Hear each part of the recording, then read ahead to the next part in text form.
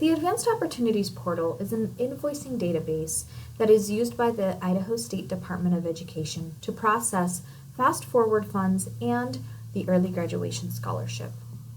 For those of you that work with students who access these funds, it's important that you are aware of the larger process of how the data is processed through the different users who utilize the portal.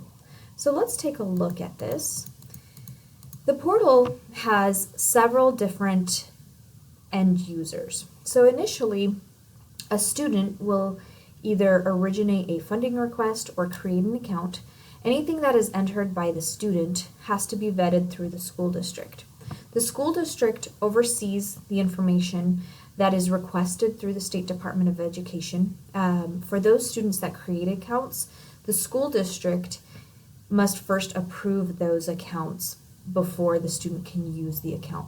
Once that account is approved, the student can log in and request funding for different courses, such as overload courses or dual credit courses and exams. The school district will approve any courses that students request, and then the colleges, universities, and course providers like IDLA or independent study organizations will log into the portal and verify that those students are indeed enrolled.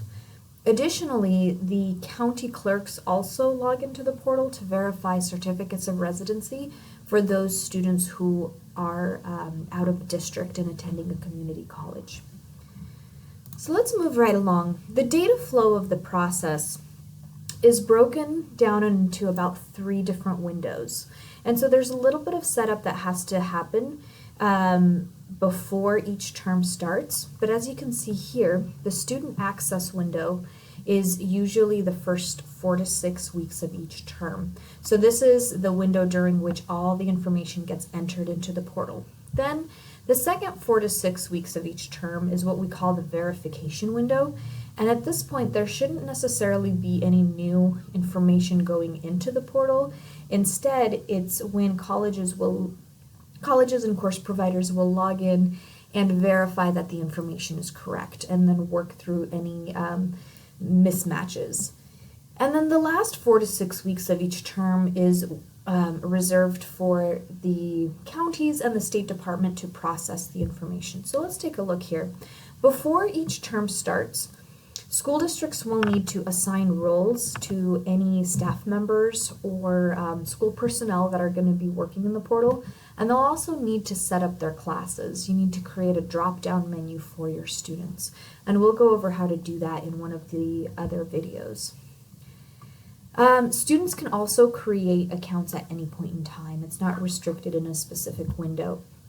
But when students create accounts, those accounts need to be approved by school personnel, and that can also be done at any point in time, but in most cases it's done during the first 4 to 6 weeks of the term. So there are 2 ways that data can get entered into the portal. The first way is that the student can generate the request. So after the student's account is approved, the student can request funds for a course or exam. These are then approved by the school district or school district staff, and then it goes into the verification window where the data is editable by school district personnel. But again, new data shouldn't be going in, and during that time, it's more for working through any mismatches. Maybe there was a student who originally enrolled but then dropped. That's when the time during which you're going to work through any of those instances. The other way that data can get into the system is that school staff members can enter data on behalf of students. So depending on your school district's preference, you guys can either have the students enter the request or you can have a staff member enter the request. And so if the school district enters the request, it doesn't have to be checked a second time. It will go directly into the editable database where colleges and course providers will verify. After that, all the information gets submitted to the SDE. Our team will work through the data, we'll process it and look for any errors, anything that looks a little bit off. We might have some questions, and then if there are things like duplicates or mismatches, we may send them back for further review. And then usually we will make the payment within 6 weeks of receiving the data after that deadline. So there are deadlines during this time that you want to be aware of. So again, this is the student access data entry window. Generally for the first term, it's usually sometime at the end of September. For the spring term, it's usually at the end of February. I'll show you the dates here in a couple minutes. But this is what we refer to as the data entry deadline. So school district personnel, you should be entering or approving these requests during the first 4 to 6 weeks of each term. Then we have the verification window. During this time, this is when you're going to work with the course providers to make sure that the data matches their databases, that every student who you're requesting funds for are actually enrolled with the course provider. And what you're striving for is a 100% match in your data. Once you get that 100% match, the submission button will turn red, and then there is a submission deadline. The first submission deadline in the fall is usually in November. The second one for the spring is usually in May. And so you want to make sure that you're meeting that deadline. All the information that is to be processed by the State Department needs to be entered by that time. And then we'll process the payment, again, about 4 to 6 weeks out is how long it takes our team to get that information out. As you're processing the data, there are several different statuses that the data can go through. So when the data request or the funding request is originated by the student, the very first status it will appear in is this pending initial approval. And this means that the student has submitted a reimbursement request. However, the school district personnel has not yet approved it. Once it's approved by a staff member at the school district, then it will go into school level approval received. So this essentially means that the funding request has been approved by someone at the school. However, it's still editable, and it's likely waiting for the verification from the course provider to check that yes, this student is enrolled with the school. Once that enrollment is matched at 100%, the school district manager in the portal will submit all the data to the State Department, at which point the data request will go into the next status, which is pending SDE approval. And this basically means that the reimbursement has been submitted to the SDE, and we're in that last 4 to 6 weeks where our team is processing it and getting it ready for payment. The next status, as soon as we've approved it, will go into approved. And that just means we're working through the data. As soon as it's approved and we've processed it into a billing statement, it will go into a paid status. And that basically means we've sent it off to our finance department. You're either, the course providers and districts are either getting a check for it as it's in that status, or they have already received that check. And then there's also the status of denied. Denied means that it was denied for any reason at any point. Either the data was incorrect, maybe the student dropped the course. And then rejected, those are courses that reimbursement has been received and denied.